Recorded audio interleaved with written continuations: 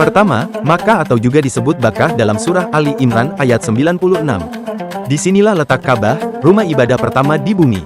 Kota suci ini menjadi pusat ibadah umat Islam sejak zaman Nabi Ibrahim hingga hari ini.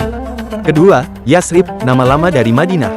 Dalam surah Al-Ahzab ayat 13, kota ini disebut saat kaum munafik hendak mundur dari pertempuran.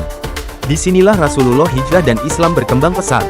Ketiga, Mesir, disebut berkali-kali dalam kisah Nabi Yusuf dan Musa. Dalam surah Yusuf ayat 21, diceritakan saat Yusuf dijual di pasar Mesir dan menjadi tokoh penting di sana. Keempat, Palestina atau Al-Quds. Dalam surah Al-Isra ayat 1, Masjidil Aqsa disebut sebagai tujuan Isra, Miraj Nabi Muhammad. Tanah para nabi ini tetap menjadi saksi sejarah hingga hari ini. Kelima, Laut Merah, tempat Nabi Musa membelah laut, menyelamatkan Bani Israel dari kejaran Firaun. Disebut dalam surah Asy-Syu'ara ayat 63, peristiwa ini jadi bukti kekuasaan Allah yang luar biasa. Keenam, Madain Saleh, disebut dalam surah Al-Hijr ayat 80. Ini adalah tempat kaum Samud yang diazab karena menolak dakwah Nabi Saleh.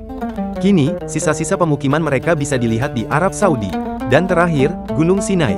Disinilah Allah berbicara langsung kepada Nabi Musa, seperti disebut dalam surah Atin ayat 2. Lokasinya berada di Semenanjung Sinai, Mesir.